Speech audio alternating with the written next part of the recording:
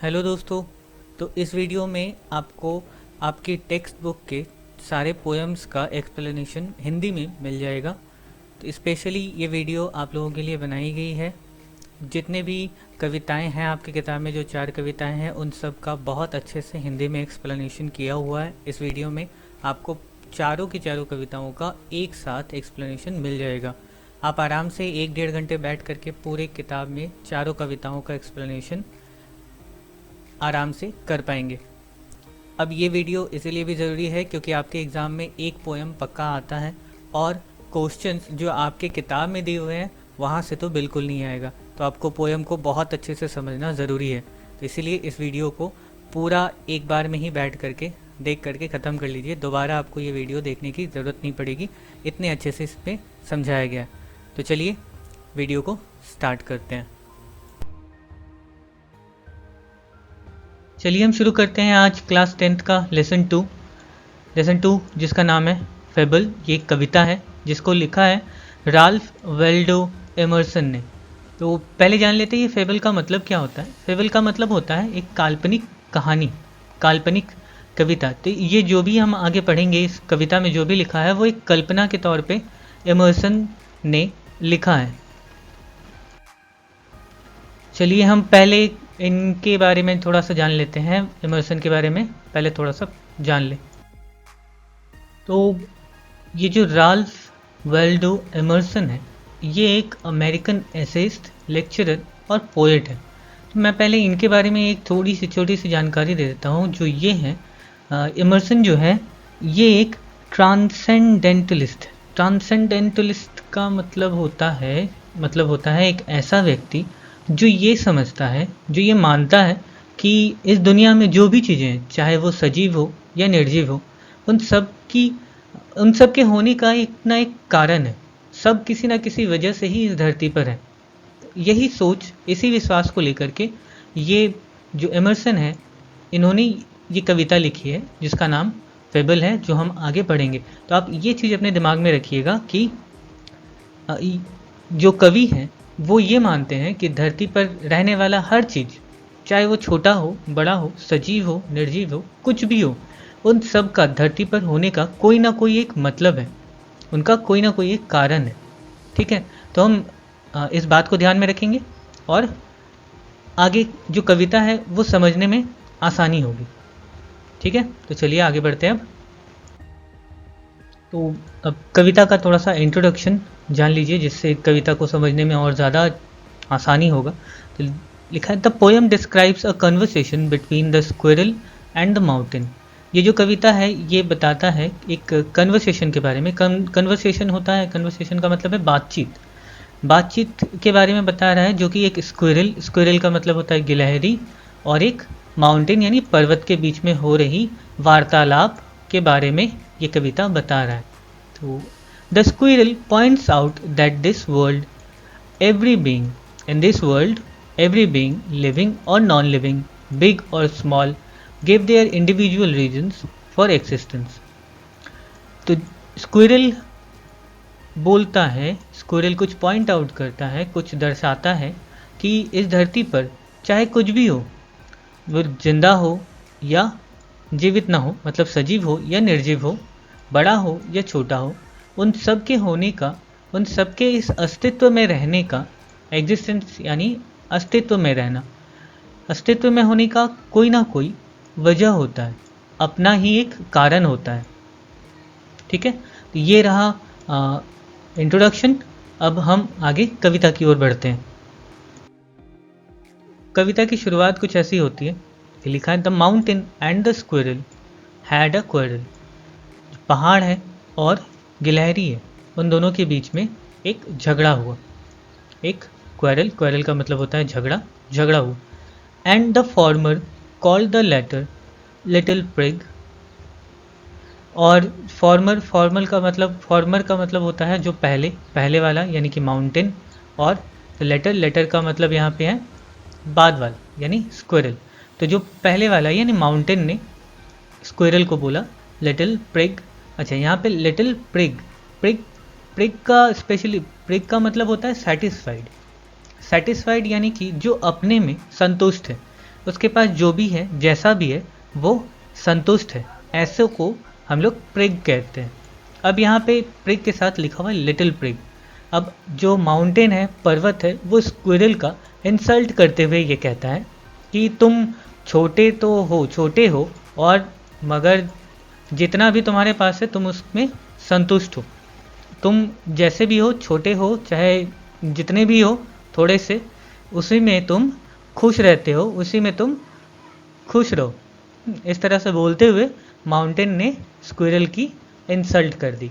अब जब इंसल्ट कर दी तो कर दी। अब आगे स्क्विरल क्या बोलता है वो जानते हैं। देखिए लिखा है बन रिप्लाइड। अब बन का मतलब है, बन मतलब होता है स्क्विरल। स्क्विरल का दूसरा मीनिंग बन। तो बन रिप्लाइड, स्क्विरल ने जवाब दिया, you are doubtless very big, but all sorts of thing and weather must be taken in together to make up a year and a sphere। कहता है तुम निसंदेह बहुत बड़े हो, तुम निसंदेह बहुत बड़े हो। डाउटलेस यानी निसंदेह, मतलब कोई संदेह नहीं है, कोई शक नहीं है, तुम सच में बड़े हो। वैसे भी पहाड़ बड़ा होता ही है, तो वही बोल रहा है कि तुम बहुत बड़े हो, निसंदेह। But all sorts of things and weather must be taken together.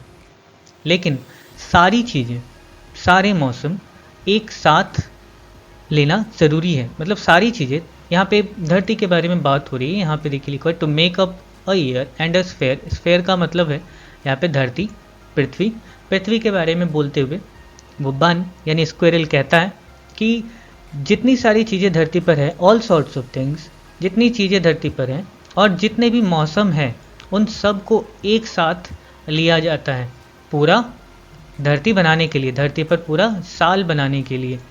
तो पूरा साल बनाने के लिए धरती पर जितने सारे मौसम हैं उन सब को एक साथ लेना है। गर्मी है, ठंड है, बारिश है, जितने भी सारे मौसम होते हैं उन सबको एक साथ मिला करके पूरा एक साथ कंप्लीट, एक जब सर्कल कंप्लीट हो जाता है तब उसे हम एक पूरा साल कहते हैं। वैसे ही धरती पूरी की पूरी कंप्लीट कब होगी, जब इसमें सारी चीज़ें होंगी, हवा, पानी, ज़मीन, जो जीव जंतु हैं, सब के सब मिला करके एक पूरी धरती, खूबसूरत सी धरती बनेगी। वैसे ही एक साल कैसे बनेगा, जब धरती पर सारे के सारे मौसम एक साथ गिने जाएंगे, एक साथ लिए जाएंगे। तो यहाँ पर इसी तरह से कहते हुए कि जितनी सारी चीज़ें धरती पर हैं उन सबको एक साथ लेने की ज़रूरत है, उन सबको एक साथ लेना है ताकि धरती पूरी कंप्लीट हो। मतलब धरती को पूरा बनाने के लिए सबका होना ज़रूरी है, चाहे वो छोटा हो बड़ा हो, सब रहेंगे तभी धरती पूरी की पूरी कंप्लीट होगी, मतलब सब कुछ कंप्लीट होगा। तो यहाँ पे जो स्क्विरल है वो अपने बारे में भी, अपनी भी धरती पर एग्जिस्टेंस, मतलब अपने भी होने का एहसास और उसकी भी होने की ज़रूरत को दर्शाते हुए ये कहता है कि धरती पर सभी का होना बराबर तरीके से ज़रूरी है, सब एक साथ रहना ज़रूरी है। ठीक है, तो अब चलिए कविता का अब आगे देखते हैं। स्क्विरल अपनी बात को कंटिन्यू करते हुए बोलता है, and I think it no disgrace to occupy my place. Disgrace का मतलब होता है शर्म, लज्जा। ऑक्यूपाई का मतलब होता है ग्रहण करना या दखल करके रखना। ठीक है, अपनी जगह दखल करके रखना। तो स्क्विरल बोलता है कि मुझे ऐसा नहीं लगता, मैं ऐसा सोचता हूँ कि मुझे धरती पर अपनी जगह, चाहे छोटी सी क्यों ना हो, कि मेरा साइज़ तो बहुत छोटा सा है, तो चाहे छोटी सी जगह क्यों ना हो, मुझे अपनी वो जगह दखल करने में कोई शर्म नहीं है। आप तो इतने बड़े हो, वो पहाड़ को बोलता है, आप तो इतने बड़े हो, इतने बड़े से शरीर को इस धरती पर टिका के रखे हुए, इस धरती की इतनी बड़ी जगह घेर के रखी हुई है, और आपके मुकाबले तो मेरे लिए धरती पर जो मेरी जगह है वो बिल्कुल थोड़ी सी है, नगण्य है, एकदम बिल्कुल ना के बराबर है। लेकिन फिर भी मुझे उतनी छोटी सी जगह भी ग्रहण करने में, दखल करने में कोई शर्म नहीं है, क्योंकि मेरी भी कोई ना कोई एग्जिस्टेंस है, अस्तित्व है इस धरती पर। मैं भी किसी न किसी कारण की वजह से बनाया गया हूँ, जैसा कि आपको किसी न किसी कारण की वजह से बनाया गया है। ये सब कौन बोल रहा है? तो ये सारी की सारी बातें गिलहरी बोल रही है पहाड़ को, बता रही है। अब आगे देखते हैं आगे क्या बोलती है। If I am not so large as you, you are not so small as I. अगर मैं आपकी तरह विशाल नहीं हूँ, आपकी तरह बड़ा नहीं हूँ, लार्ज यानी बड़ा, विशाल, अगर मैं आपकी तरह विशाल या बड़ा नहीं हूँ तो आप भी मेरी तरह छोटे नहीं हैं। एकदम पूरा सीधा सीधा अपनी बातों से ही इंसल्ट कर रहा है, बोलते हुए ये कह रहा है कि अगर आप बहुत बड़े हो, बहुत विशाल हो, सब कुछ कर सकते हो, इतने बड़े हो, देख सकते हो, पूरी दुनिया दिखाई दे रही है आपके ऊपर से, आपको दिख रहा है कि कहाँ ज़मीन है, कहाँ पे समुद्र है, सब दिख रहा है, लेकिन फिर भी मैं जो हूँ छोटा सा हूँ, आप मेरी तरह छोटे नहीं हो, आप मेरी तरह छोटी छोटी चीज़ों को नहीं देख सकते हो, छोटे छोटे काम जो मैं कर सकता हूँ वो आप नहीं कर सकते हो। तो ये अपनी मैंने बातों से ही पहाड़ को इंसल्ट कर रहा है, पहाड़ की थोड़ी सी खिंचाई कर रहा है। ठीक है, अब देखिए जैसे अगली लाइन जैसे लिखता है, and not half so spray. Spray spray का मतलब है फुल ऑफ एनर्जी, यानी कि एक्टिव, कभी भी इधर से उधर कूदते रहना। जैसे कैसे छोटी सी गिलहरी कभी इधर भागती है, कभी उधर भागती है, भागते रहती है इधर उधर, तो वैसे ही वो बोलती है कि आप मेरी तरह ज़रा से भी यानी एक्टिव नहीं हो। आप जहाँ एक बार टिक गए सो टिक गए, उसके बाद फिर जब तक आपका नाश नहीं होगा तब तक आप यहीं पे टिके रहोगे। लेकिन मैं एकदम जब चाहूँ जहाँ चाहूँ इधर उधर कूद सकता हूँ, भाग सकता हूँ। I am full of energy, मैं पूरी तरह से ऊर्जा से भरा हुआ हूँ। लेकिन आप एकदम पूरा टिक गए तो टिक गए। ठीक है, आप में मेरी तरह की एनर्जी का आधा हिस्सा भी नहीं है, हाफ भी नहीं है, हाफ क्या थोड़ा सा भी नहीं है। ठीक है, तो ये बोलते हुए गिलहरी अपमानित करती है पहाड़ का। ठीक है, अपनी मीठी मीठी बातों से अपमानित करते हुए आगे देखते हैं। अब आगे और क्या बोलती हैं, आगे की कविता में समझने की कोशिश करते हैं। चलिए अब आगे बढ़ते हैं। अब देखिए आगे बोलता है squirrel that I will not deny you make a very pretty squirrel track, कि मैं ये मना नहीं करता, ये अस्वीकार नहीं करता, डिनाई मतलब अस्वीकार करना, अस्वीकार नहीं करता कि आप एक बहुत खूबसूरत स्क्विरल ट्रैक यानी कि गिलहरियों के जाने का रास्ता, जैसे जो पहाड़ है वो बहुत सारे जंगल रखता है अपने ऊपर, उन सब पर पेड़ों पर कभी एक पेड़ से दूसरे पेड़ पर कूदते हुए गिलहरियाँ जाते रहती हैं। तो ऐसे ही बोल रहा है, एक तरह से व्यंग या मजाक करते हुए वो बोलता है स्क्विरल पहाड़ को कि मैं ये मना नहीं करता कि आप हम स्क्विरल्स के लिए, हम छोटे छोटे जीवों के लिए एक सुंदर सा रास्ता तैयार करते हो अपने ऊपर ही। आगे देखिए लिखा हुआ है talent differ all is well and wisely put. Talent का मतलब गुण, डिफर यानी अलग अलग, पृथक। ठीक है, जो गुण है वो सबके अलग अलग होते हैं। सारी धरती पर जीव जो हैं वो अपनी अपनी क्वालिटीज़ रखते हैं अपने लिए, अलग अलग सोच, अलग समझ, सबका अपना अपना अलग गुण है। तो all is well and wisely put, सबको अच्छे से, अच्छी तरह से और वाइजली यानी कि चतुराई से, चालाकी से। ठीक है, all is well and wisely put, सब कुछ अच्छे से और बहुत ही खूबसूरत तरीके से, बहुत ही बुद्धिमानी के तरीके से भगवान ने सबको अलग अलग टैलेंट दिया है। ठीक है, जहाँ पे जिसकी ज़रूरत है वहाँ उसको रखा है और वही क्वालिटी उनको दी गई है।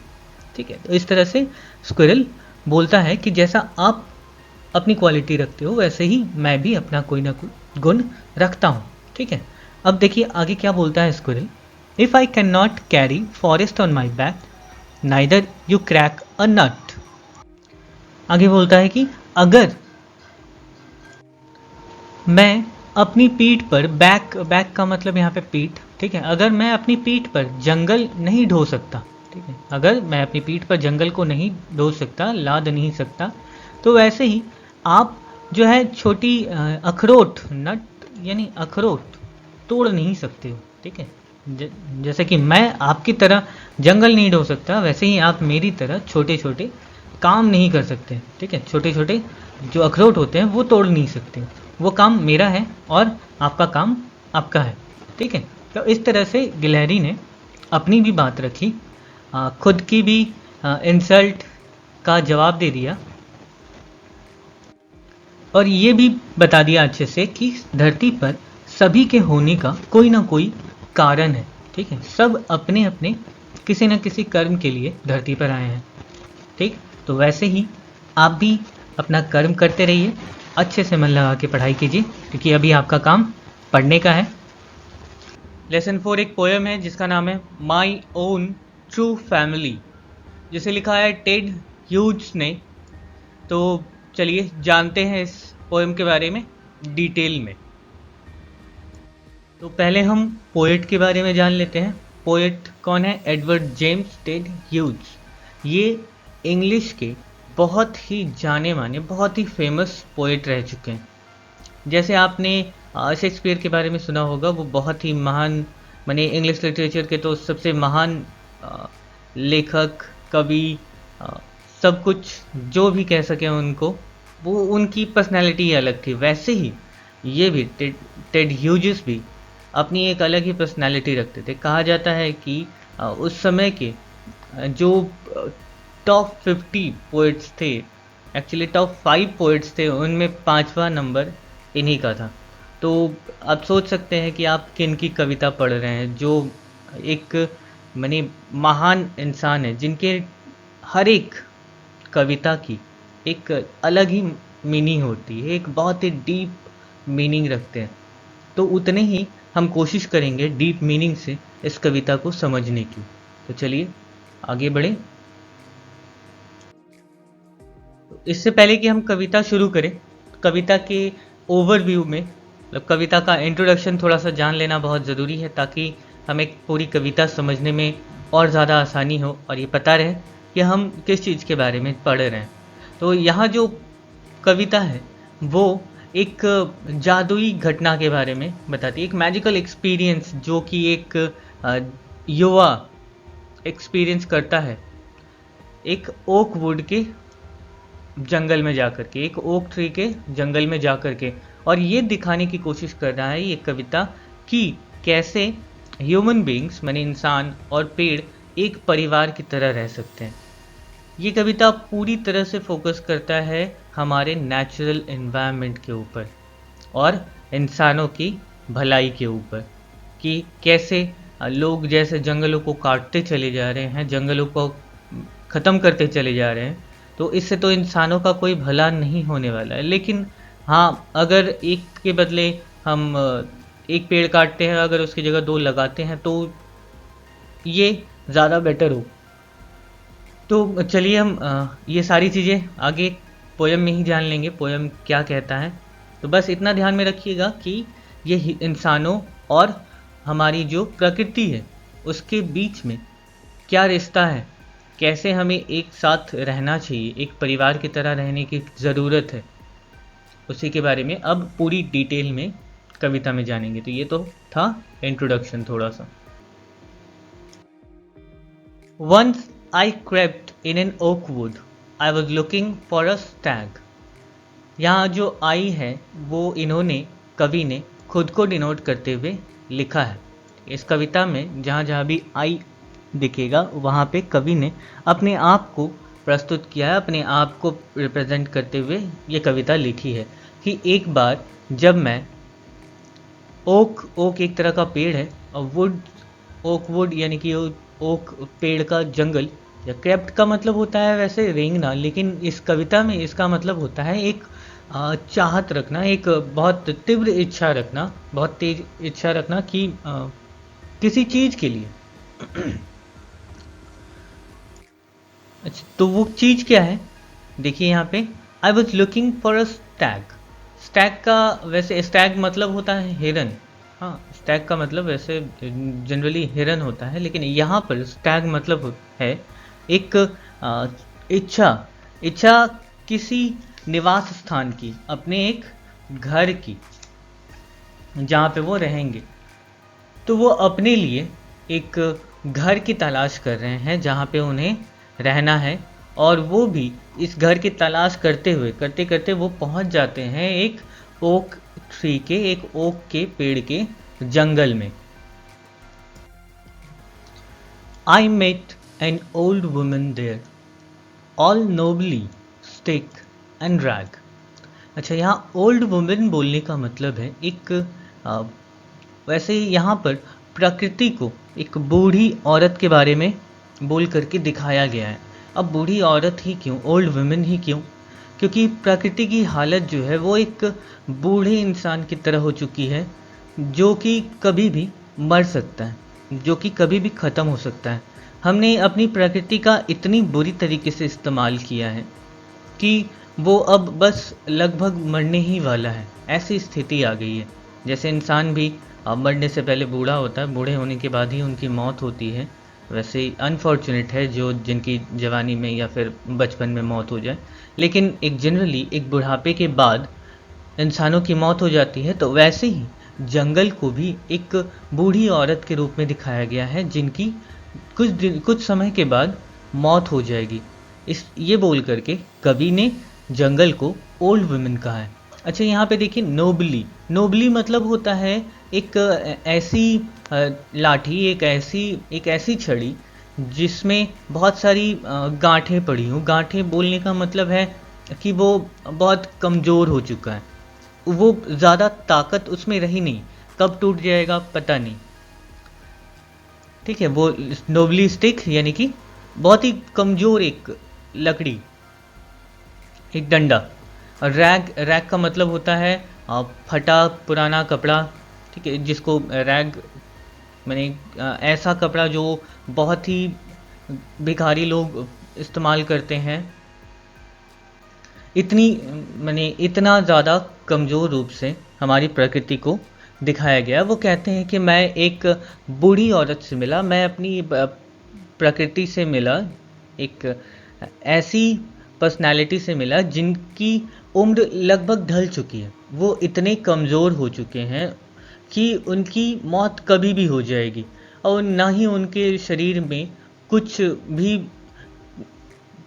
ठीक कपड़े हैं। वो लगभग पूरी तरह से कपड़े भी नष्ट ही हो चुके हैं। जैसा कि जंगलों को काट काट करके नष्ट कर दिया गया है, कहीं कहीं पर ही थोड़े थोड़े ही पेड़ बचे हुए हैं, कहीं पर ही थोड़ा जंगल बचा हुआ है। बिल्कुल उसी दृश्य को इस लाइन में कवि ने दिखाने की कोशिश की है। अच्छा, आगे देखिए लिखा है, she said I have your secret here inside my little bag. अब वो प्रकृति, वो बूढ़ी औरत कहती है कि मेरे पास आपका सीक्रेट है। सीक्रेट यानी राज, जो गोपनीय बातें होती हैं, गुप्त बातें होती हैं, वो गुप्त चीज़ कि यहाँ पर कवि को क्या तलाश थी? कवि को एक घर की तलाश थी। घर यानी घर बोलने का मतलब यहाँ पे एक उम्मीद कि मेरे लाइफ का पर्पस क्या है, मुझे अपने लाइफ में करना क्या है। ठीक है, एक जीवन का उद्देश्य उनका वो क्या था, तो उसी के बारे में वो कहती हैं कि आपके अंदर जो राज है, आपके कुछ करने का जो उद्देश्य है, वो मेरे अंदर है, मेरे पास है, इस मेरे छोटे से बैग के अंदर है। अब ये छोटा सा बैग बोलने का मतलब उन्होंने, उस बूढ़ी औरत ने अपने जंगल का, उस प्रकृति ने अपने आसपास के पेड़ पौधों, अपने जंगल का जिक्र करते हुए, जो थोड़ा सा ही बचा हुआ है उसी के बारे में बोलते हुए वो कहती हैं कि आपका जो उद्देश्य है जीवन का, आपका जो राज है, गुप्त बात है, आप जिसकी तलाश कर रहे हैं, वो मेरे इस छोटे से बैग में है, इस छोटे से जंगल में है। Then she began to cackle and I began to quake. अच्छा, उसके बाद वो जो प्रकृति है वो एक अजीब सी, कैकल का मतलब होता है डरावनी आवाज़ निकालना, डरावना कुछ प्रदर्शित करना। तो वो बूढ़ी औरत, वो प्रकृति जो है, वो एक खतरनाक, एक डरावनी सी आवाज़ निकालती है। And I began to quack, quack का मतलब भयावह दृश्य देख करके जैसे डर लग जाता है। जैसे आपने कभी अगर सुनामी देखी हो या फिर कोई मूवी देखी हो 3D में जहाँ पे सुनामी आया हुआ हो, तो किस तरह से लोग खौफ से डर जाते हैं, बिल्कुल उसी तरह का वो कहते हैं कि प्रकृति ने इतना प्रकृति को हमने इतनी बुरी तरीके से इस्तेमाल किया है कि एक समय ऐसा आएगा जब प्रकृति बहुत ज़्यादा खतरनाक रूप ले लेगी, बहुत ज़्यादा भयावह रूप ले लेगी, जिसकी वजह से हमें इतना ज़्यादा माने बुरी परिस्थिति देखनी पड़ेगी जिसकी कल्पना तक करना बहुत मुश्किल है। जिससे आप आज के समय का इससे जोड़ करके देख सकते हैं कि कवि ने ऐसी ऐसी घटनाओं को जो आज के समय हो रही हैं उनको अपनी कल्पनाओं के साथ इस कविता में जोड़ करके बताया है कि किस तरह से प्रकृति का हम बुरी तरीके से इस्तेमाल किए और किस तरह से प्रकृति अपना जो खतरनाक रूप है वो दिखा रही है कि अगर हम प्रकृति के साथ खिलवाड़ करेंगे तो प्रकृति ने हमें बनाया है, हमने प्रकृति को नहीं बनाया है। तो अगर हम प्रकृति के साथ खिलवाड़ करेंगे तो वो हमें माफ़ नहीं करेगी, सज़ा तो मिलनी है। ठीक, तो आगे देखिए, she opened her little bag and I came twice awake. अच्छा, आई केम ट्वाइस अवेक का मतलब होता है 2 बार जागना। 2 बार जागना, यहाँ पे 2 बार जागने का मतलब क्या है कि एक तो है हमारा खुद का जागना, आंखें खोल करके जब हम सो करके उठते हैं तो वो जागना, और एक होता है मन का जागना, अंदरूनी अंतरात्मा का जागना।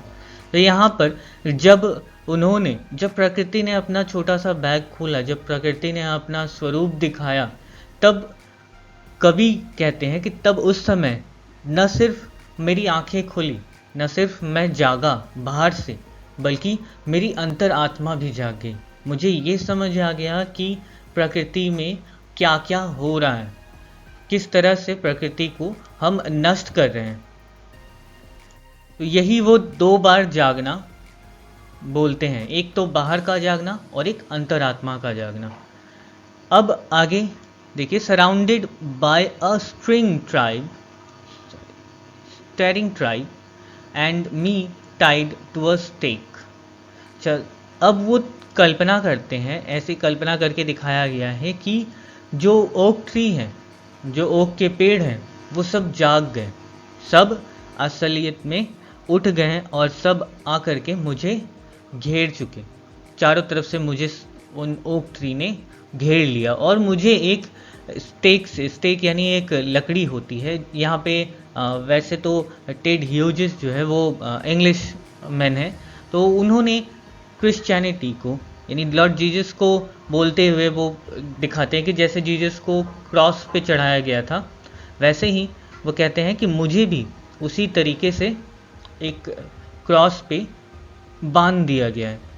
अब ये क्रॉस का मतलब उन्होंने क्यों लिया, ताकि वो दिखा सकें कि अगर हम प्रकृति को नष्ट करेंगे तो प्रकृति जो भयावह रूप हमें दिखाएगी उससे हमें कितनी तकलीफ होगी। जैसे जब जीसस को क्रॉस पे चढ़ाया गया था तो वो जो दर्द महसूस कर रहे थे, क्रॉस पे चढ़ाने के बाद जो दर्द वो महसूस कर रहे थे, वो हम भी जब प्रकृति के साथ हम बुरा करेंगे तो वैसे ही दर्द, उतनी ही पीड़ा हमें सहनी पड़ेगी। इसी चीज़ को दिखा रहे हैं कि उन पेड़ों ने मुझे चारों ओर से घेर लिया और मुझे क्रॉस पे चढ़ा दिया यानी मुझे भी वहाँ पर दर्द महसूस करा रहे हैं, मुझे भी बांध दिया गया है। They said, "We are the oak tree and your own true family." तो जैसा कि पीछे आपने देखा कि जो ओक ट्री हैं वो जाग गए, तो अब वही लोग बोलते हैं कि हम ओक ट्री हैं और हम हैं तुम्हारी अपनी असली family, your own true family. We are chopped down, we are torn up, you do not blink an eye. वो कहते हैं आगे कि हमें काट दिया जाता है। वो पेड़ जो है वो अपनी भावनाओं को दर्शाते हुए, दिखाते हुए कवि से कहते हैं कि हमें काट दिया जाता है। अच्छा, या टॉर्न अप का मतलब होता है फाड़ करके टुकड़े टुकड़े कर देना। तो वो आगे कहते हैं कि हमारे भी टुकड़े टुकड़े कर दिए जाते हैं, हमें काटा जाता है। हमें छोटे छोटे टुकड़े करके कहीं ना कहीं इस्तेमाल किया जाता है, कुछ या तो जलाने के लिए, या तो घर बनाने के लिए, या फर्नीचर्स बनाने के लिए। इन सब में हमें काट करके इस्तेमाल किए जाते हैं। लेकिन तुम, you do not blink an eye. Blink an eye यानी पलक झपकाना। इसका सीधा सीधा मतलब है कि हमारे साथ इतना हो जाने के बाद भी, जबकि हम तुम्हारी असली फैमिली हैं, तुम अपनी पलकें तक नहीं झपकाते, मतलब तुम उन्हें रोकने की कोशिश भी नहीं करते कि ये हमारे साथ ही इतना नाइंसाफ़ी क्यों, हम पर इतने जुल्म हो रहे हैं, लेकिन तुम एक बार देखने भी नहीं आते कि हमारे साथ इतना ज़्यादा हो रहा है, इसे रोकने की ज़रा से भी कोशिश नहीं करते। देखिए आगे आगे कवि लिखते हैं, unless you make a promise now, now you are going to die. अब वो जो ओक ट्री हैं वो बोलते हैं कि अगर अगर तुमने अभी कोई प्रॉमिस नहीं किया, अनलेस यानी ना करना, ये एक नकारात्मक, एक नेगेटिव वर्ड है, ठीक है। तो अगर तुमने प्रॉमिस, एक वादा, एक प्रॉमिस नहीं किया अभी के अभी, तो तुम मारे जाओगे। अब ये वादा क्या, कि हम प्रकृति का नुकसान नहीं करेंगे। प्रकृति हमारा अपना परिवार है, उसके साथ रहना, उसके साथ चलना, उसके साथ ज़िंदगी बिताना, ये हमारा पहला काम होना चाहिए। उसका ख्याल रखना हमारा सबसे महत्वपूर्ण, बहुत इम्पॉर्टेंट काम होना चाहिए। लेकिन अगर हम ऐसा नहीं करेंगे तो एक समय आएगा जब प्रकृति हमें जीवित नहीं छोड़ेगी, हमें प्रकृति ही इस धरती से विदा कर देगी। जैसे पहले के समय में डायनासोर्स जैसे, उसको भी तो प्रकृति ने ही ख़त्म कर दिया, भले ही धरती ने खुद नहीं किया हो, बाहर से ही हुआ हो, लेकिन फिर भी आखिर वो भी तो प्रकृति का ही हिस्सा था। तो जाहिर सी बात है उस समय भी प्रकृति का बहुत ज़्यादा नुकसान हो रहा होगा, इसीलिए वैसी घटना घटी। तब जाकर के हमारा जन्म हुआ, इंसान आए धरती पर। अब इंसानों ने भी वैसी ही करनी शुरू कर दी। छोटे छोटे तो हैं, लेकिन जनसंख्या इतनी ज़्यादा है कि अब तो रहने के लिए भी जगह नहीं है। लोग जंगल को काट ही रहे हैं। अब काट रहे हैं तो काट रहे हैं, लेकिन उसके बदले में और कुछ नहीं कर रहे हैं, कोई अल्टरनेटिव नहीं है। तो ऐसे ही अगर प्रकृति का हम इतनी बुरी तरीके से इस्तेमाल करते रहेंगे तो एक दिन आएगा जब प्रकृति हमें ज़िंदा नहीं छोड़ेगी, प्रकृति हमें पूरी तरह से ख़त्म कर देगी। यही चीज़ कवि हमें दिखाने की कोशिश कर रहे हैं कि जितनी बुरी तरीके से हम प्रकृति का इस्तेमाल करेंगे, कल को प्रकृति भी हमारे साथ उतना ही बुरा करेगी। Whenever you see an oak tree felled, swear now you will plant two। तो उन्होंने क्या वादा मांगा था, कि उन्होंने कहा कि जब भी तुम किसी एक ओक ट्री को कटते हुए देखोगे, गिरते हुए देखोगे, वादा करो, कसम खाओ कि तुम वहीं पर दो प्लांट करोगे, दो मतलब दो पेड़ लगाओगे। अगर कहीं पर भी तुमने देखा कि कोई एक ओक का पेड़ गिर गया है या कट गया है, कसम खाओ यहीं पर अभी के अभी, नाउ, स्वेयर नाउ, यानी कि अभी कसम खाओ कि तुम वहाँ पर दो पेड़ लगाओगे। Unless you swear the black oak bark will wrinkle over you. अच्छा, बार्क का मतलब यहाँ पे छाल है, पेड़ की जो छाल होती है उसके बारे में बात कर रहे हैं, ठीक है। यहाँ पे ब्लैक ओक बार्क, ब्लैक बोल करके फिर से प्रकृति ने, उन ओक ट्री ने ये दिखाया है कि प्रकृति का भयानक रूप क्या हो सकता है। ब्लैक बोल करके प्रकृति की भयावह, भयानक रूप को दर्शाया है कवि ने यहाँ पर। तो वो आगे कहते हैं कि अगर unless you swear the black oak bark will wrinkle over you। जो wrinkle over you, wrinkle का मतलब जैसे धारियाँ होती हैं, दाग होते हैं बहुत सारे। तो यहाँ पे दाग तो नहीं है, लेकिन यहाँ पर wrinkle का मतलब कुछ और ही है। अगर अनलेस अगर तुमने अभी कसम नहीं खाई तो ये जो काला ओक का पेड़ का छाल है, ठीक है, यहाँ पे अगर मैं सीधे सीधे इसी का मतलब बोलूँ तो जो काले ओक के पेड़ की छाल है वो तुम्हें पकड़ लेंगे और तुम्हारे ऊपर जो धारियाँ हैं, ठीक है, पूरे शरीर पर दाग कर देंगे। तो वैसे ही यहाँ पर अगर अब इसके डीप मीनिंग में जाना है तो इसका मतलब ये निकलता है कि अगर अभी अगर हमने कसम नहीं खाई कि एक अगर कटेगा पेड़ तो हम दो लगाएंगे उसके जगह, अगर ये कसम हमने नहीं खाई तो हो सकता है प्रकृति की जो भयावह रूप हो वो हमें पूरी तरह से पकड़ ले और हमारे शरीर पर भी वैसे ही निशान बनाए जैसे हम पेड़ों को काट काट करके उस पर निशान बनाते हैं, जो हमारे लिए तो बहुत खूबसूरत हैं लेकिन जिस पर बीतती है उसके बारे में सोचना चाहिए। And root you among the oaks where you born but never grew. अच्छा, यहाँ पर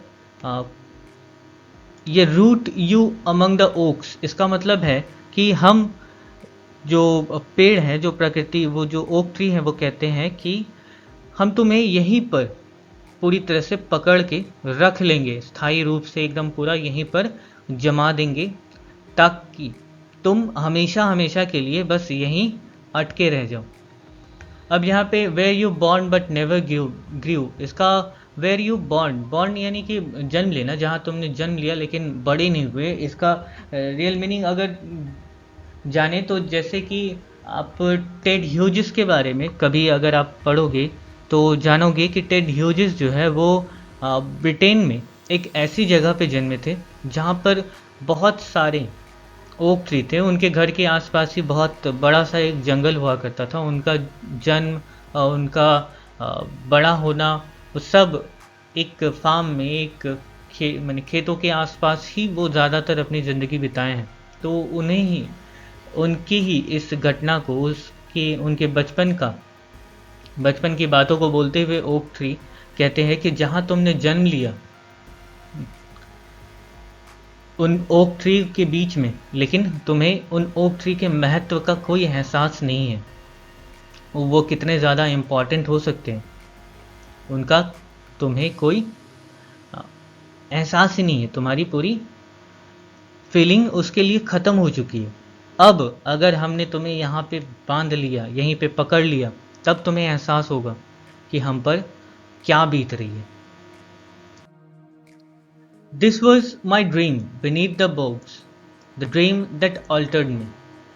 ये जो भी घटनाएं हुई हैं ये सब उनका सपना था, लेकिन इस सपने ने उन्हें पूरी तरह से बदल के रख दिया। ठीक है, ऑल्टर्ड मी यानी मुझे बदल दिया।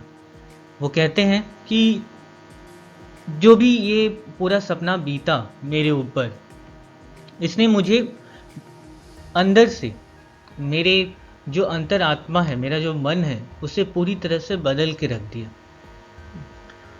When I came out of the oak wood back to human company, ये came out of the oak would यानी कि ये जो पूरा सपना देख रहे थे, ये उसी सपने को लेकर के कहते हैं कि जब मैं उस सपने से बाहर आया, इंसानों की दुनिया में, मनुष्य की दुनिया में, जब मैं उन पेड़ों की दुनिया से पूरी तरह से जाग करके बाहर आया, तब my walk was the walk of a human child but my heart was a tree. तो जो मेरी बाहर की चाल थी, यानी कि जो मेरा बाहर का हिस्सा था, बाहर का मन था, वो तो एक इंसानी बच्चे की तरह था, लेकिन जो मेरा दिल था, जो मेरा हृदय था, जो मेरी अंतरात्मा थी, वो एक पेड़ की तरह हो गई थी। अब यहाँ पे ये आखिरी लाइन का मतलब ये कहना चाहते हैं कवि कि जो अब अगर कभी भी मैं किसी पेड़ को कटते हुए या फिर पेड़ के बारे में कभी भी सोचूंगा, तो मैं पूरी तरह से खुद को अपने अंदर से एक पेड़ महसूस करते हुए ही पेड़ के बारे में सोचूंगा कि अगर यही घटना मुझ पर होती तो मेरे ऊपर क्या बीतता। तो इन्हीं सब चीज़ों के बारे में कहते हुए कवि अपने आप को दो हिस्सों में बटा हुआ कहते हैं कि एक तो जो है वो मैं हूँ, मेरा शरीर है, और एक जो है वो मेरी अंतरात्मा है, मेरा मन है। तो इसी तरह से कवि ने पूरी प्रकृति को हमारे सामने खोल करके रख दिया, इंसानों को ये बताने की कोशिश की कि किस तरह से हम प्रकृति का इस्तेमाल कर रहे हैं और कैसे प्रकृति भी एक दिन अपने इस जो भी हम कुकर्म कर रहे हैं उसके लिए, प्रकृति को बर्बाद करने के लिए जो भी हम कर रहे हैं, एक दिन प्रकृति भी हमसे वो बदला ज़रूर लेगी। तो इन सब से बचने के लिए इन्होंने इस कविता में उपाय भी दिया कि अगर आप एक पेड़ काटते हो तो उसके बदले में 2 पेड़ लगाओ, जिससे कि प्रकृति को नुकसान ना हो। तो इसी तरह से ये कविता अब ख़त्म होती है।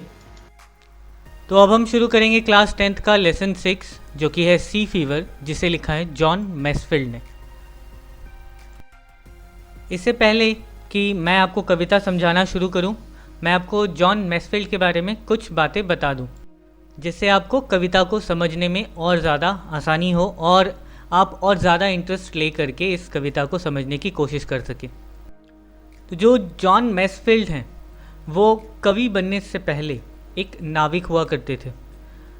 उन्होंने अपनी पूरी यात्रा में जो जो महसूस किया, जिस तरह की फीलिंग्स उन्होंने महसूस की, उनको दोबारा से जीने की इच्छा रखते हैं और उन्हीं भावनाओं को पूरी तरह से अपनी इस कविता में डालने की कोशिश की है और साथ साथ इसे जीवन से, हमारी मानव जीवन से जोड़ करके पूरा का पूरा वर्णन किया है, बताया है शुरू से लेकर के अंत तक क्या क्या घटनाएं होती हैं और कैसे कैसे हम अपने जीवन को जीने की कोशिश कर सकते हैं, अच्छे रास्ते पे चलने की कोशिश कर सकते हैं।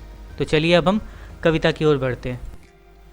तो I must go down to the seas again, to the lonely sea and the sky, and all I ask is a tall ship and a star to steer her bye.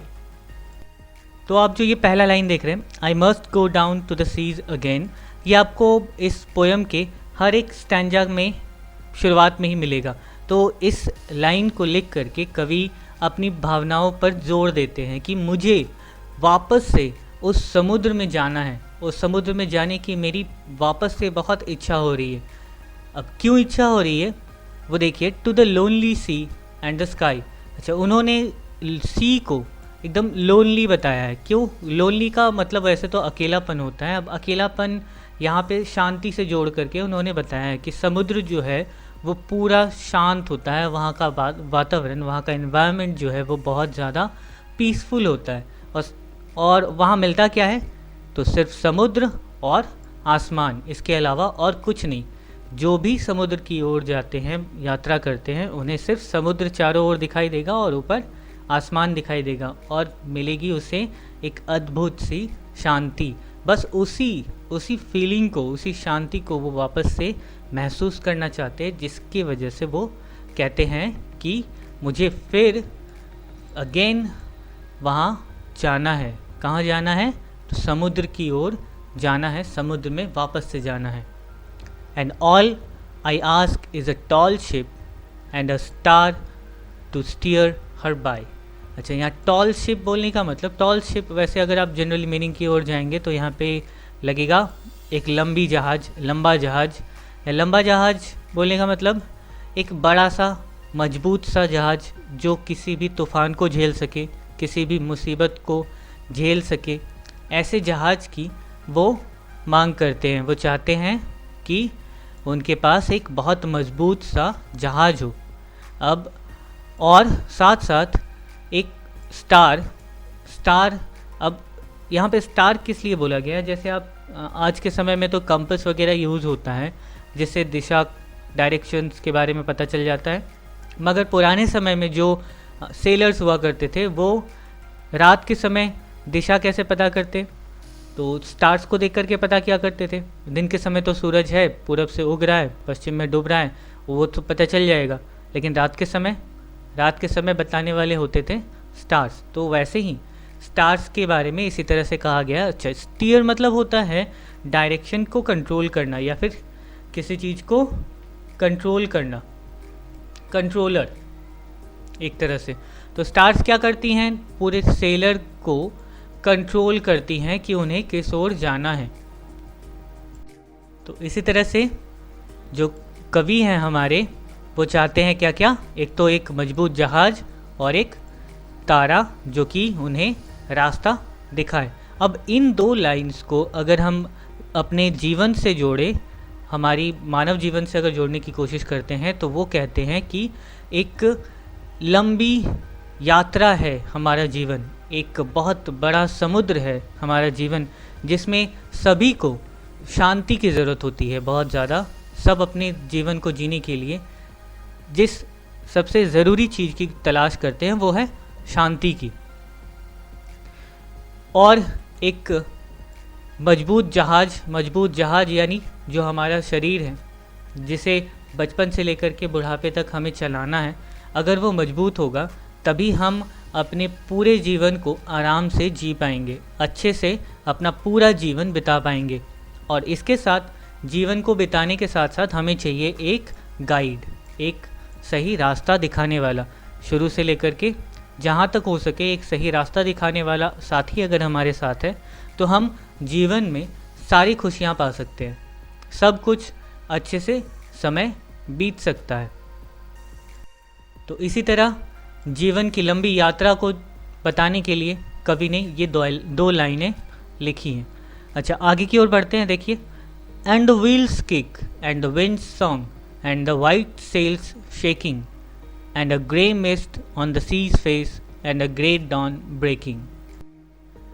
अब इन दो लाइन में कवि ने कुछ जीवन की आने वाली मुसीबतों को दिखाने की कोशिश की है। जैसे जहाज जब तूफ़ान में फंस जाता है तो उसका जो व्हील होता है, अब यहाँ व्हील बोलने का मतलब, अगर आपने जहाज़ देखा हो कभी मूवी में, तो उसको कंट्रोल करने के लिए एक चक्का होता है। जैसे कार में एक चक्का होता है, वैसे जहाज़ को कंट्रोल करने के लिए भी एक व्हील होता है, एक चक्का होता है। जैसे ही तूफ़ान आता है, तूफ़ान जब समुद्र में आता है और जहाज़ से टकराता है, तो ये व्हील जो है इसको कंट्रोल कर पाना बहुत मुश्किल काम हो जाता है। अब तूफ़ान आता है तो हवाएं भी बहुत ज़ोर से चलने लगती हैं, बहुत ज़ोर से आवाज़ें करने लगती हैं। तो यहाँ विंड सॉन्ग मतलब तूफ़ान के बारे में बोला गया है कि तूफ़ान जो है वो जब आता है समुद्र में, तब पूरी तरह से कंट्रोल जो है वो निकलने की कोशिश करता है हमारे हाथ से, जहाज़ का। और जो वाइट सेल्स यहाँ सेल्स बोलने का मतलब जो जहाज़ पर कपड़ा लगा होता है बड़ा सा, जिससे हवा धक्का देती है जब उस कपड़े को, तो जहाज़ आगे की ओर बढ़ता है। अब जब हवा बहुत तेज़ चलती है तो वो सफ़ेद कपड़ा जो है वो उसके वजह से बहुत तेज़ हिलने लगता है, और वही कारण है कि पूरा का पूरा जहाज़ शेक करता है, इधर उधर मूव करने लगता है।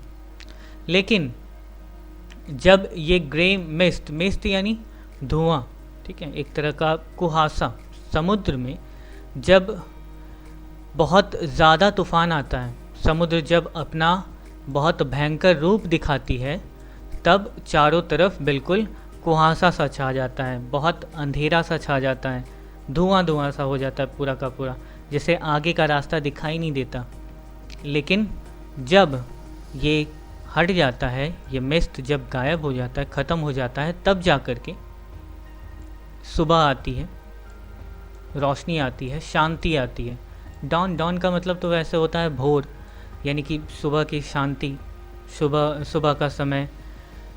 तो जैसे ही तूफ़ान ख़त्म होता है, ख़त्म होने के बाद फिर से वापस से वो शांति आती है, शांति यानी कि वो खुशी आती है।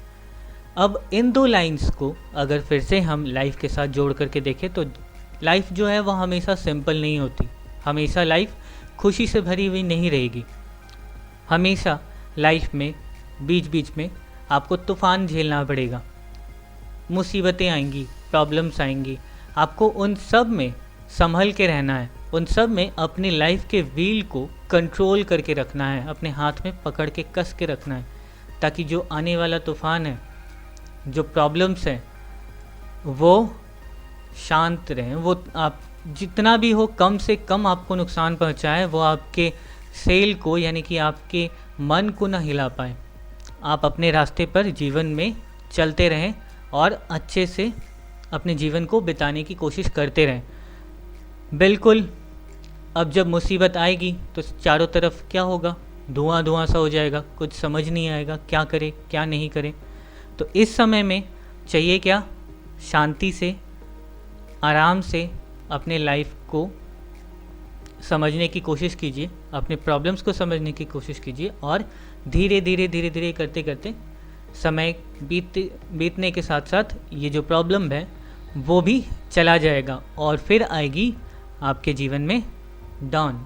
डॉन यानी शांति, सब कुछ। तो इन आई होप ये 4 लाइनें आप लोगों को समझ में आई होगी। तो चलिए अब हम आगे की ओर बढ़ते हैं।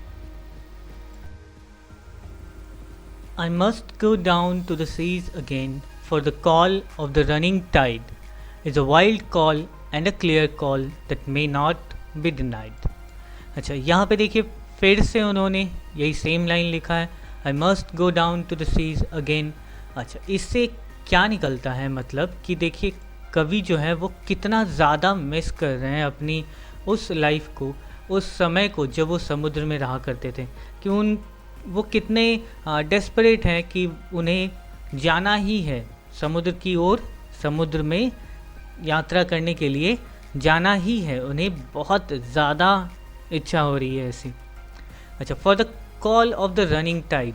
अच्छा, टाइड का मतलब तो वैसे होता है ज्वार, जो समुद्र में हमेशा आता रहता है, जो लहरें आती हैं, यहाँ उसके बारे में बात की गई है कि समुद्र में लहरें लगातार आती रहती हैं, हमेशा आती रहती हैं। अब उन लहरों से जो आवाज़ आ रही है, उन लहरों की आवाज़ों में उन्हें सुनाई दे रहा है कि समुद्र उन्हें वापस से अपनी ओर बुला रहा है। और ये पुकार, ये बुलाना, वो बिल्कुल बिल्कुल मैंने उन्हें साफ साफ सुनाई दे रहा है, वो उन्हें और ज़्यादा अंदर से एक्साइटेड कर रहा है कि वो समुद्र की ओर जाएं। अच्छा, ये बुलाना देखिए कैसे लिखा है उन्होंने, is a wild call and a clear call. अच्छा, ये जो बुलाना है वो ऐसा है। अच्छा, वाइल्ड का मतलब तो वैसे जैसे आप जानती हैं जंगली होता है, जंगली मतलब ऐसा चीज़ जिसे कंट्रोल नहीं कर सकते।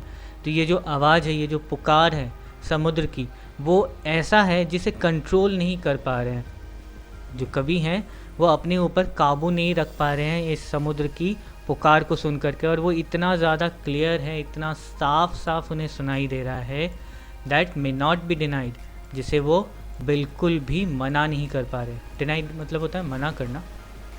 तो वो उस पुकार को, उस अनकंट्रोल्ड कॉल को, पुकार को, जो कि एकदम पूरा साफ साफ उनके मन तक पहुंच रहा है, वो उसे मना नहीं कर पा रहे। क्यों? क्योंकि उनकी भी अंदर से इच्छा है कि वो समुद्र की यात्रा में वापस से जाएं, फिर से अपने पुराने जीवन को जिएं। तो देखिए इन 2 लाइंस में कवि ने अपनी फीलिंग को बताते हुए ये दिखाया है कि वो कितना ज़्यादा मिस कर रहे हैं अपनी पुरानी लाइफ को, कितना ज़्यादा उनके अंदर इच्छा है कि वो फिर से वापस समुद्र में जाए। And all I ask is a windy day with the white clouds flying and the flung spray and the blown spume and the seagulls crying। तो यहाँ पे पोएट ने फिर से एक मांग रखी है, फिर से कुछ चाहिए इन्हें। क्या चाहिए? तो क्या चाहिए इन्हें? एक विंडी डे चाहिए।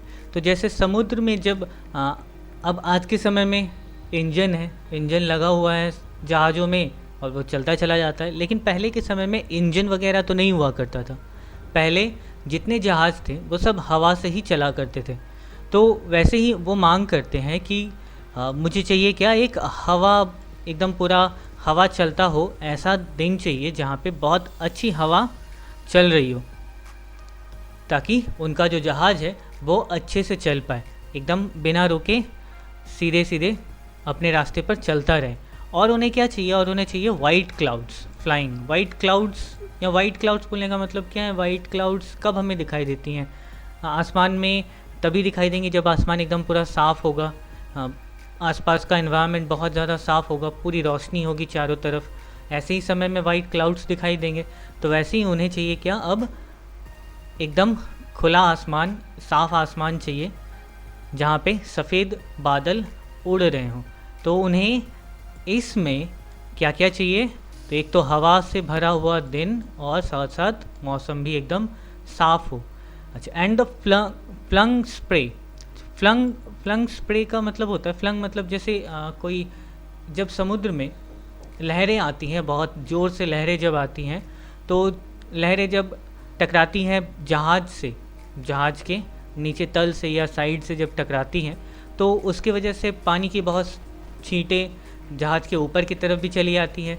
तो उन छींटों के बारे में, उन स्प्रेस के बारे में, उन पानी की बूंदों के बारे में बोलते हुए कहते हैं कि जब भी समुद्र में जब लहरें आती हैं, तो वहाँ से आने वाली पानी की बूंदें, जहाज़ से टकराने के बाद जो पानी की बूंदें आती हैं, उन्हें महसूस करने की वो भावना रखते हैं, उन्हें महसूस करने की वो कोशिश करना चाहते हैं, महसूस करना चाहते हैं उन पानी की छींटों को साथ साथ। एंड द ब्लोन स्प्यूम, स्प्यूम का मतलब होता है झाग, जो सर्फ पानी में मिलाने के बाद झाग निकलता है ना, फ्यूम, फ्यूम जिसको कहते हैं, स्प्यूम, फ्यूम, झाग जो होता है उसे ही कहते हैं। तो कभी कभी अब पानी की जब लहरें आती हैं तो सिर्फ पानी ही नहीं, समुद्र में कभी कभी झाग भी चला आता है ऊपर की तरफ, तो वो उन सभी को महसूस करना चाहते हैं, उन हल्की हल्की बूंदों को भी महसूस करना चाहते हैं। And the seagulls crying, the seagulls क्या होता है, एक पक्षी है जो समुद्र में पाया जाता है, समुद्र की तरफ या बीच पर या समुद्री इलाकों के आसपास ये चिड़ियाँ पाई जाती हैं। जब ये चिल्लाता है तब ऐसा लगता है जैसे वो रो रहा हो, वैसे तो रोता नहीं है, वो बस पुकारता है, वो अपनी आवाज़ से चिल्लाता है, बुलाता है किसी को, या फिर बस जो अब उसकी भाषा वही जाने। तो इन दो लाइन से अगर हम जीवन को जोड़ें तो हमें क्या क्या मिलता है कि कवि चाहते हैं एक ऐसा लाइफ जिसमें हमेशा हवा चलती रहे, हवा चलती रहे मतलब खुशियों की लहरें आती रहें, खुशियाँ हमेशा चारों ओर से बहती रहें, और जीवन जो है वो पूरी तरह से रोशनी से भरा हो, ना कोई प्रॉब्लम हो, ना कोई दर्द दुख कुछ ना हो, सब कुछ साफ़ हो, एकदम खुले आसमान की तरह जहाँ सफ़ेद बादल दिखाई देते हैं, देख करके जैसे फीलिंग होती है, खुशी सी फील होती है जैसी, वैसी ही जीवन में भी सिर्फ खुशियाँ चाहते हैं वो, ऐसी वो मांग रखते हैं।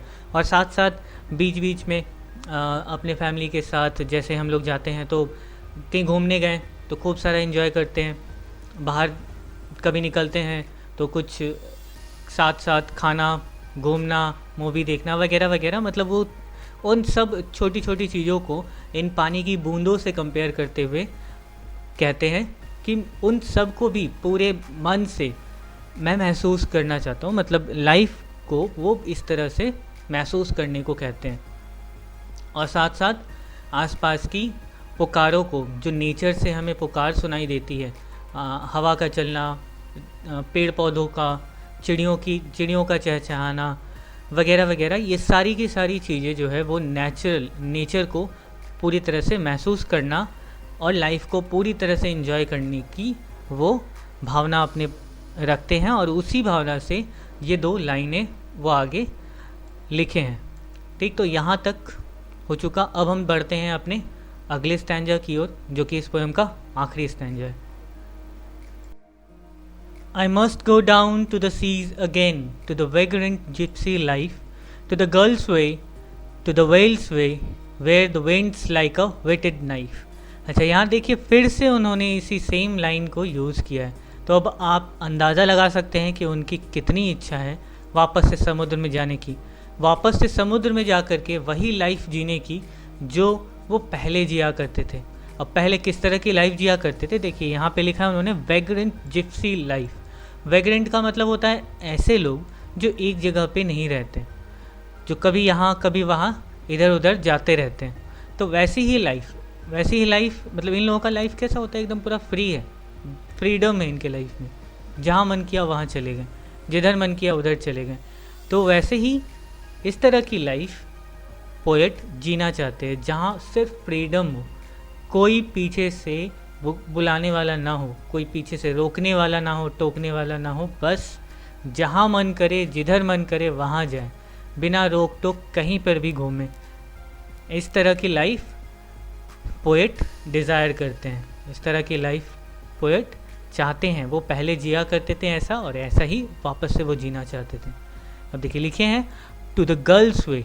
तो गर्ल्स यानी सी गर्ल्स, जो पक्षी समुद्र के आसपास रहते हैं, उनका क्या है, वो कभी भी आसमान में उड़ गए, किसी आइलैंड पे जा कर के बैठ गए, कहीं समुद्र के बीच किसी जहाज़ पे जाके बैठ गए, मतलब उनका पूरा फ्रीडम है, वो कहीं पे भी जा सकते हैं, किधर भी घूम सकते हैं, कोई उनको रोकने टोकने वाला नहीं है।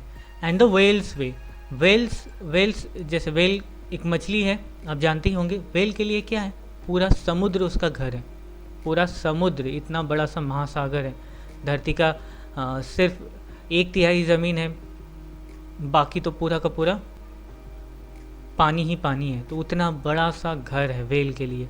तो वैसे ही वेल जो है वो जहाँ मन करता है वहाँ चला जाता है। ठीक पोएट भी चाहते हैं जहाँ मन करे वहाँ चले जाने, मतलब सीधे तौर पे वो क्या चाहते हैं, फ्रीडम चाहते हैं लाइफ से, बिल्कुल कोई रोकने वाला नहीं, जहाँ मन करे वहाँ जाए। अब देखिए आगे ठीक लिख देते हैं, where the wind's like a whetted knife. अच्छा, वेटेड नाइफ मतलब चाकू, whetted wind like a whetted knife, wind की तुलना की गई है, विंड को बोला गया है एक छुरी, एक धारदार छुरी। अब विंड को धारदार छुरी बोल करके वो चाहते हैं बोलना, आपको बताना चाहते हैं ये कि फ्रीडम तो ठीक है, एकदम पूरे लाइफ को एंजॉय करके रहना चाहिए, जीना चाहिए, जहाँ मन वहाँ जाना चाहिए, लेकिन साथ साथ एक रेस्ट्रिक्शन भी लगा दिया उन्होंने। रेस्ट्रिक्शन कैसा कि हमें ये जो विंड है, जब समुद्र की ओर यात्रा करते हैं नाविक सेलर्स जो हैं वो, तब उन्हें हवा बहुत ठंडी मिलती है, बहुत ठंडी, इतनी ठंडी जैसे कोई छुरी से काट दे रहा हो शरीर को। तो उस हवा के लिए भी वो तैयार रहने को कह रहे हैं कि फ्रीडम तो ठीक है, लेकिन आपकी लाइफ में फ्रीडम के साथ साथ आने वाली प्रॉब्लम्स जो है उस पर भी आपको ध्यान देना है, उसका भी ध्यान रखना है कि फ्रीडम के साथ साथ लाइफ में प्रॉब्लम भी आएंगी, तो उन प्रॉब्लम्स के लिए भी तैयार होना ज़रूरी है। ये नहीं कि बस आज़ाद हो गए तो आज़ाद हो गए, तो आज़ाद होने के बाद खाना वाना तो खुद से बनाना है ना, अकेले रहना है, मतलब खाना तो खाओगे। अब खाना ठीक है होटल में खा लिए, अब होटल में पेमेंट तो करना पड़ेगा ना, पेमेंट कहाँ से करोगे, हमेशा थोड़ी घर वाले देंगे पैसा, तो उसके लिए क्या है, काम करना पड़ेगा। मतलब फ्रीडम रहेगा, बट आपको साथ साथ उस फ्रीडम को अच्छे से जीने के लिए खुद पर कुछ रेस्ट्रिक्शंस भी लगानी पड़ेंगी। जो धारदार चाकू है उसे भी जीवन का झेलना पड़ेगा। तो इन दो लाइन से पोएट ने फ्रीडम को और फ्रीडम में होने वाली प्रॉब्लम और रेस्ट्रिक्शन को भी बताया है। ठीक, तो अब अगले दो लाइन की ओर। And all I ask is a merry yarn from a laughing fellow rover, and quiet sleep and a sweet dream when the long trek's over. अच्छा, अब देखिए यहाँ पर फिर से वो कहते हैं all I ask, फिर से उन्हें चाहिए, उन्हें लाइफ से क्या चाहिए, तो उन्हें चाहिए यहाँ पर इस सफ़र में एक फेलो रोवर बोलने का मतलब नाविक, उन्हें एक साथी चाहिए जहाज़ की यात्रा करते हुए, समुद्र की ओर आगे यात्रा करते हुए उन्हें एक साथी भी चाहिए जो मैरी यार्न मतलब होता है स्टोरीज़, ठीक है, मैरी यानी खुशी, तो अपनी खुशी की कहानियाँ, अपने जीवन की जो खुशी भरी कहानियाँ हैं, जो एक ऐसा साथी उन्हें चाहिए जो बिल्कुल उन्हीं की तरह हो, और वो भी एक आज़ाद ज़िंदगी जीना चाहता हो, बिल्कुल वैग्रेंट जिप्सी जैसी लाइफ वो भी जीना चाहता हो। तो अगर वो भी इस तरह की लाइफ जीना चाहता है तो उसके पास भी अपने जीवन की बहुत सारी अनुभूतियाँ होंगी, बहुत सारे एक्सपीरियंस होंगे, बहुत सारी एक्सपीरियंस होने की वजह से उसके पास बहुत सारी मज़ेदार कहानियाँ भी होंगी। तो वो कवि ऐसी ही एक साथी की बात करते हैं कि उन्हें अपने इस यात्रा में, इस समुद्र की यात्रा में एक ऐसा साथी चाहिए जो अपनी खुशियों भरी कहानियाँ, अपनी मैरी टेल्स, हैप्पी टेल्स, वो उन्हें सुनाता चला जाए और वो दोनों खुशी खुशी से पूरी यात्रा तय करें, पूरी यात्रा को ख़त्म करें। And quite sleep and a sweet dream when the long tricks over. अच्छा, मैं यहाँ ट्रिक का मतलब बता दूँ। ट्रिक का यहाँ पे दो मीनिंग है, ठीक है। पहला मीनिंग तो मैं बता दूँ, जैसे जहाज़ पे जो होता है, ट्रिक का मतलब होता है शिफ्ट्स। जैसे लोग काम करते हैं ना, शिफ्ट्स में काम करते हैं कि कुछ घंटे काम किए, फिर दूसरा आदमी वहाँ आके काम करेगा, तो इस तरह से शिफ्ट्स होते हैं। तो जो जहाज़ पर काम करते हैं, जहाज़ पे जो व्हील है, व्हील को संभाले रहना पड़ता है, तो हमेशा 24 घंटे तो एक ही आदमी पकड़ के नहीं रहेगा। तो वहाँ पे कुछ घंटे एक आदमी पकड़ता है, फिर वो आराम करता है कुछ देर, उसके जगह दूसरा आदमी आता है, फिर वो व्हील को संभालता है, कुछ समय के बाद वो आराम करता है, फिर और आते हैं। तो इसी तरह से शिफ्ट्स होते हैं जहाज़ों में, जिन्हें ट्रिक कहा जाता है। अब इसका दूसरा मीनिंग लाइफ से जोड़ करके देखिए। अच्छा, तो यहाँ पे कवि चाहते क्या है? कवि चाहते हैं कि जब उनकी बारी ख़त्म हो जाए, जब उनका काम, उनका जो वो चक्का संभालने का काम हो, कंट्रोल करने का काम हो, वो ख़त्म हो जाए, तब वो चाहते हैं एक शांति भरी नींद चाहते हैं और मीठे मीठे सपने देखना चाहते हैं। अपनी शिफ्ट ख़त्म होने के बाद वो सोना चाहते हैं अच्छे से, शांति से, और चाहते हैं क्या कि वो आराम से मीठे मीठे सपने देखते रहें। अब इन दो लाइंस को लाइफ से जोड़ते हैं। लाइफ से जोड़ करके कवि ने बताने की कोशिश की है कि हमें अपने जीवन काल में एक साथी की ज़रूरत होती है, जो अपनी कहानियाँ हमें सुनाए, जिन्हें हम अपनी जीवन के एक्सपीरियंसेस शेयर करें। एक साथी की हमेशा ज़रूरत होती है जो अंत तक साथ दे। अब अंत तक यानी कि मृत्यु तक, मरने तक। अब मरने के बाद क्या होगा? तो मरने के बाद यहाँ पे अगर हम ट्रिक को लाइफ से जोड़ते हैं, तो लाइफ भी क्या है, एक तरह से समझ लीजिए एक शिफ्ट है, एक काम ही है। पूरे जीवन को बचपन से लेकर के बुढ़ापे तक लेके जाना, ये क्या है, एक काम है। इसे एक काम की तरह अगर लें, तो काम ख़त्म होने के बाद, मतलब बुढ़ापा ख़त्म होने के बाद एक गहरी नींद होती है, गहरी नींद जो हमेशा के लिए, उसके बाद फिर उठना नहीं है वापस, ऐसी नींद।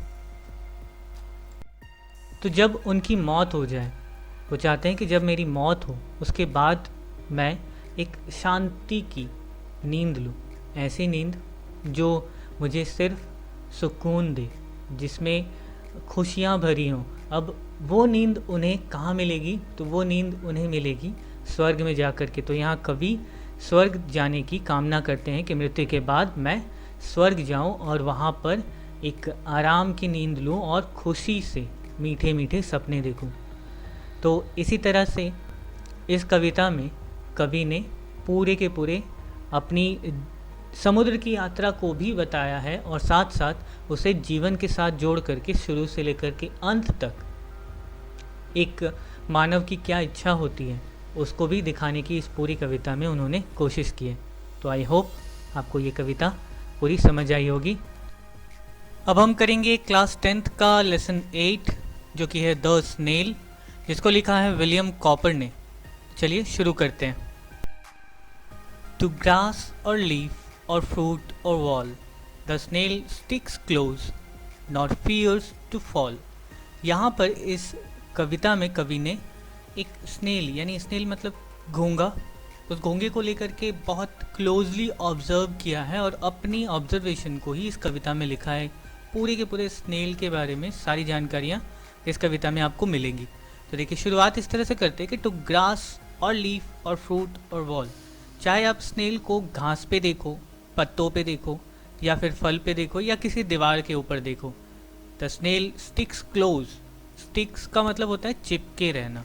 तो स्नेल जो है उस चीज़ पर, चाहे उसे जहाँ पर भी देखो, आप देखोगे क्या कि वो पूरी तरह से उस पर चिपका हुआ है, एकदम अच्छे से कस के पकड़ के रखा हुआ है, चिपका हुआ है। नॉट फियर्स टू फॉल, और उसे गिरने का भी डर नहीं है, वो इतनी अच्छे से चिपका हुआ है, इतना कॉन्फिडेंटली वो किसी भी दीवार पे, फल पे, पत्ते पे या घास पे चिपका हुआ है कि उसे डर ही नहीं है कि वो कहीं गिर न जाए। As if he grieve there house and all together, ऐसा लगता है उसे देख करके जैसे कि वो उसी जगह से पैदा हुआ है, उसी जगह पे बड़ा हुआ है। जैसे आप अगर दीवार पे चलते हुए घोंगे को देखोगे, स्नेल को देखोगे, तो वो माने इतना अच्छे से उस पर चिपका हुआ रहता है, ऐसा लगता है जैसे कि वो वहीं पर पैदा हुआ और वहीं पर वो बड़ा हुआ है, एकदम पूरा चिपका हुआ है।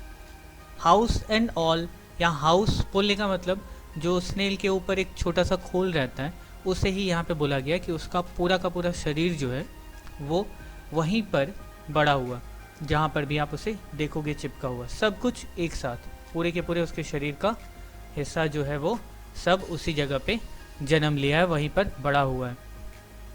तो इस जगह पे पोएट ने पूरे माने स्नेल के बारे में ये बताने की कोशिश की है कि वो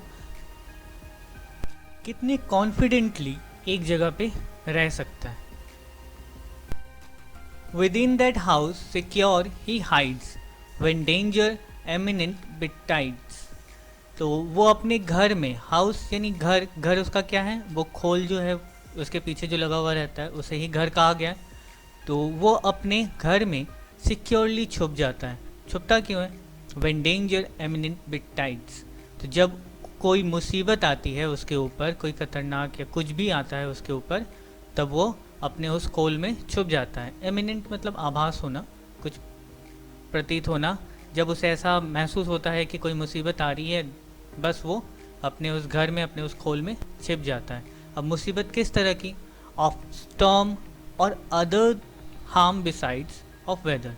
स्टॉर्म यानी कि कोई यानी तूफान वगैरह अगर आ जाए तो, या फिर अगर वेदर के अलावा, बिसाइड्स का मतलब होता है के अलावा, इसी चीज़ के अलावा को बिसाइड्स कहते हैं। तो बिसाइड्स वेदर, अगर कुछ और भी हो, जैसे मौसम से ही तो, वेदर की वजह से तो स्टॉर्म्स आते हैं, स्टॉर्म के अलावा भी अगर कोई, मान लीजिए कोई बच्चा है उसको पकड़ के उठा दिया, या किसी आदमी ने, वैसे खाने के लिए भी इस्तेमाल करते हैं तो ये घोंगा, तो उठा दिया, तो वो क्या करता है अपनी सेफ्टी के लिए अपने इस हाउस में छिप जाता है। Give but his horns the slightest touch, his self-collecting power is such, he shrinks into his house with much displeasure।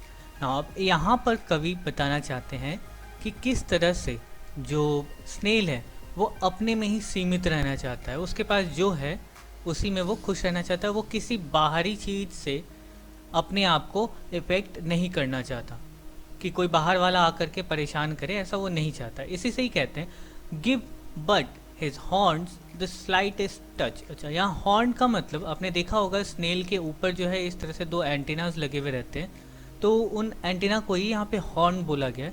अगर इन एंटीनास पे अगर उसे ज़रा सा भी, एकदम हल्का सा भी कोई टच महसूस हो, उसके एंटीना को अगर कोई भी चीज़ें ऐसी महसूस हो जो उसे परेशान कर सकती हैं, या फिर उसके एंटीना ने किसी चीज़ को टच कर लिया, तो वो क्या करती है, his self collecting power in it search, वो क्या करेगी, अपने आप को तुरंत ही समेट लेगी, इतना ज़्यादा अच्छे से वो अपने आप को समेट लेगी कि बाहर का अब उसे कोई परेशान नहीं कर सकता।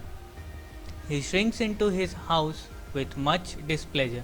और ये जो काम है वो क्या करती है, अपने आप को तो समेट ली, समेट करके अपने घर में यानी कि अपने उस खोल में जमा कर ली, मगर ये चीज़ जो है ये उसे कुछ खास पसंद नहीं आता। अब यहाँ पर कवि ने ये बातें क्यों लिखी? कवि बहुत ही क्लोजली स्नेल को ऑब्जर्व करते हैं और स्नेल के जो बिहेवियर है उससे सीखने को कहते हैं। सीखने को ये कहते हैं कि सेल्फ सफिशिएंट बनो।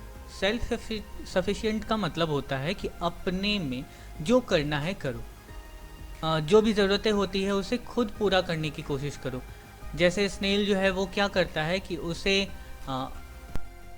बाहर की चीज़ें पसंद नहीं है, मतलब बाहर से आकर के कोई उसे डिस्टर्ब करे, उसके जो लाइफ का प्लेजर जो वो चल रहा है, जो जी रहा है वो अच्छे से, उसे डिस्टर्ब नहीं होना है, उसे उसकी लाइफ वैसे ही चलने देना है और उसे वो बहुत पसंद है। अब अगर कोई आदमी अपना जीवन जो है वो शांति से बिता रहा है, अब अगर आप उसे जा कर के परेशान करोगे, हुरकूचोगे ज़्यादा, मैंने डिस्टर्ब करोगे ज़्यादा, तो क्या होगा, वो परेशान हो जाएगा आपसे। अब वो चूँकि शांति से जी रहा था, अब क्या करेगा, अपने आप को समेट लेगा, मतलब वो आपके पास कभी जाएगा ही नहीं, आपसे कभी बात ही नहीं करेगा, आप सामने से गुजरोगे वो मुँह छुपा करके निकल लेगा। इस तरह से क्या हो रहा है कि उसने अपने आप को समेट लिया। तो वैसे ही स्नेल जो है वो अपनी शांति को बहुत ज़्यादा प्यार करता है। अकेले जैसा भी वो रहना चाहता है वैसे ही वो रहेगा ही, उसे बाहर के डिस्टर्बेंस से बहुत ज़्यादा प्रॉब्लम है। इसीलिए वो क्या करती है, अगर ज़रा सा भी टच उसे महसूस होता है तो वो अपने आप को कलेक्ट कर लेती है। अब ये जो कलेक्ट करना है ये उसे कुछ खास पसंद नहीं आता, मतलब जिसको अगर आप डिस्टर्ब कर रहे हो, मान लो कोई है, कोई बाहर का आकर के आपको डिस्टर्ब कर रहा है, तो आपको जाहिर सी बात है वो पसंद नहीं आएगा, आप क्या करोगे, उससे दूरी बना लोगे। अब वही चीज़ कि उसे स्नेल को जो है वो पसंद नहीं आता बाहर का टच, बाहर की चीज़ों को महसूस करना, तो वो क्या करती है, अपने आप को समेट लेती है बस। लेकिन क्या है कि वो बाहर की फीलिंग्स जो है, वो बाहर का जो टच है वो उसे पसंद नहीं है। Wherever he dwells alone, except himself has chattels none। अच्छा, ये है wherever, ठीक है, शॉर्ट फॉर्म में लिखा हुआ है where, यानी wherever he dwells यानी कि जाना, ठीक है, जहाँ भी वो जाता है। he dwells alone, वो अकेला ही जाता है। हम क्या करते हैं, हम जब भी जाते हैं तो मैंने 10-15 का ग्रुप लेकर के निकलते हैं एक साथ, पूरा का पूरा लगता है जैसे कि शेर का झुंड जा रहा है। लेकिन यहाँ पे देखिए, ये जो स्नेल है वो क्या करता है, वो जहाँ भी जाता है बस अकेला ही जाता है। क्यों? क्योंकि उसे पसंद है, उसे अकेले रहना, अकेले जीना पसंद है। वो पूरी लाइफ बस ऐसे ही बिताना चाहता है। Except himself he chattels none, has chattels none. Chattels का मतलब होता है बिलोंगिंग्स यानी कि जो हमारे पास चीज़ें हैं, सामान है, जो हमारी संपत्ति है वो। अब स्नेल के पास संपत्ति के नाम पे क्या है, कुछ नहीं सिवाय उसके खुद के। मतलब वो अकेला जो भी है, जितना भी है उसके पास, वही उसकी पूरी संपत्ति है। उसके अलावा वो और कोई भी चीज़ नहीं चाहता है। Nothing, he wants nothing but except himself. कहीं भी जाएगा वो अकेले ही जाएगा। मगर अगर हम हमारी तुलना करें तो हम जब भी कहीं जाते हैं, कहीं 2-3 दिन के लिए बाहर गए तो पता चला कि पूरा घर बैग में भर करके लेके निकल ली। तो क्या है, हमारा जो है वो अटैचमेंट उन चीज़ों के साथ, उन मटेरियल्स के साथ बहुत ज़्यादा है कि हम छोटी से छोटी चीज़ भी छोड़ना नहीं चाहते हैं। जहाँ जाएंगे सब लेकर के जाएंगे। बट यहाँ पे स्नेल क्या है, वो सेल्फ सेटिस्फाइड है, अपने में वो इतना ज़्यादा संतुष्ट है कि वो जहाँ भी जाता है वो खुद को ही सिर्फ एज अ संपत्ति के रूप में, एज अ ट्रेजर के रूप में वो अपने आप को ही लेकर के जाता है और उसी में वो बहुत खुश है। Well satisfied to be his own. देखिए वो क्या है, पूरी तरह से सेटिस्फाइड है कि वो जहाँ भी जा रहा है वो कम से कम अपने साथ है, मतलब वो अपने शांति के साथ है और वही उसका सारा का सारा संपत्ति है। Thus hermit like his life he leads, nor partner of his banquet needs, and if he meets one, only feeds the faster। अब देखिए, अब यहाँ पर कवि ने क्या किया है, एक स्नेल के बारे में ये कहा है कि वो एक हर्मिट हर्मिट का मतलब होता है एकांतवास, यानी अकेला रहना। तो स्नेल जो है वो अकेला रहना ही ज़्यादा पसंद करता है और ऐसे ही अपनी जीवन को आगे बढ़ाता चला जाता है। पूरी ज़िंदगी बस वो एक संत की तरह, जैसे एक संत होते हैं वो अपने जीवन में अकेला एकांतवास ज़्यादा पसंद करते हैं, अकेले रहना ज़्यादा पसंद करते हैं, बिल्कुल एक संत से इन्होंने एक स्नेल की तुलना की है कि स्नेल जो है वो एक संत की तरह अकेला रहना ही ज़्यादा पसंद करता है। He leads his life like a hermit, nor partner of his banquet needs। Banquet का मतलब होता है, बैंक्वेट मतलब ज़्यादातर आप लोगों ने ऑब्वियसली रिसेप्शन कहीं पे अटेम्प्ट किया ही होगा। जब किसी के रिसेप्शन में जाते हैं तो रिसेप्शन में मेनली जाते किस लिए, खाने के लिए। लोग अकेला तो खाना ज़्यादा पसंद नहीं करते, लोग क्या चाहते हैं कि एक जगह जमा हो जाए, कि 4-5 लोग बैठ करके आराम से बातचीत करते करते वहीं पर खाना वाना खाते हैं। तो यहाँ पर स्नेल के लिए क्या कहा गया है कि स्नेल जो है वो अपने माने इवन खाने तक के लिए, खाने के समय भी वो किसी पार्टनर को नहीं चाहता, अपनी लाइफ में वो किसी को नहीं चाहता, किसी की भी ज़रूरत उसे नहीं है। और जब उसे कोई मिलता है, even and if he meets one, अगर वो किसी से मिलता भी है, देन वो क्या करता है, वो अपना खाना भी जल्दी जल्दी ख़त्म कर लेता है। मतलब वो किसी से भी मिलना नहीं चाहता, लेकिन फिर भी अगर गलती से किसी से मुलाकात हो जाती है तो वो अपना काम वो जल्दी जल्दी ख़त्म करके वहाँ से निकल लेना ज़्यादा पसंद करता है। अकेले रहना ही उसे ज़्यादा पसंद है। अकेला किसके तरह, तो एक संत की तरह, एक पुजारी की तरह, एक महात्मा की तरह वो रहना चाहता है। यहाँ पे कवि ने इतनी गहराई से स्नेल के लाइफ को आपके सामने रिप्रेजेंट किया है जैसे कि वो एक महान आत्मा हो। Who seeks him must be worse than blind. He and his house are so combined. If finding it, he fails to find its master. यहाँ कवि ने अब कुछ आध्यात्म की बात की है। मतलब स्नेल से हमें क्या कुछ सीखने को मिल सकता है।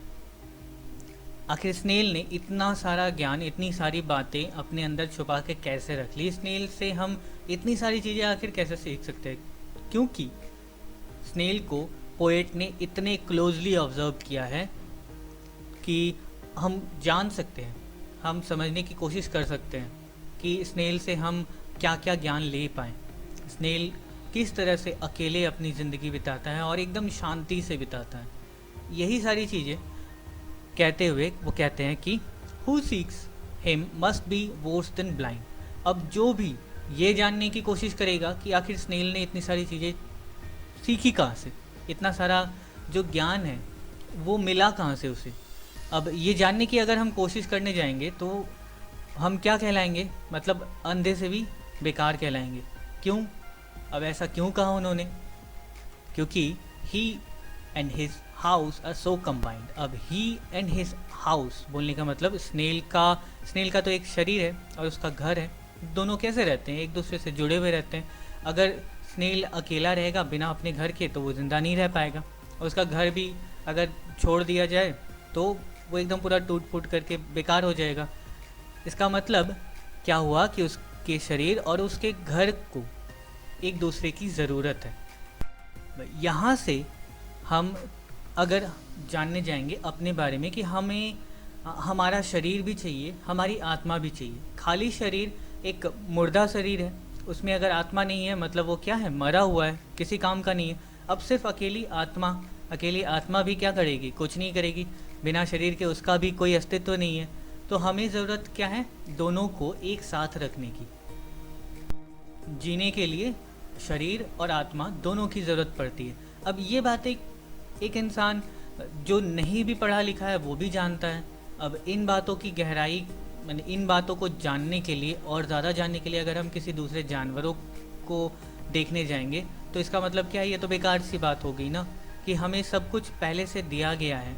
इंसान, मनुष्य सारे जीवों में सबसे ऊपर माना जाता है बुद्धि के हिसाब से अगर देखा जाए तो अगर हम इन चीज़ों के लिए भी छोटे छोटे जीवों में जानकारियाँ ढूंढने जाएंगे तो ये क्या है, एकदम बेकार काम है। मतलब वो कुछ नहीं जानता, बेकार है। If finding it he fails to find its master. अब अगर हम उस छोटे से जीव, उस छोटे से स्नेल के गुरु को अगर हम खोजने जाएंगे, इसका मतलब क्या है कि हम बेकार हैं।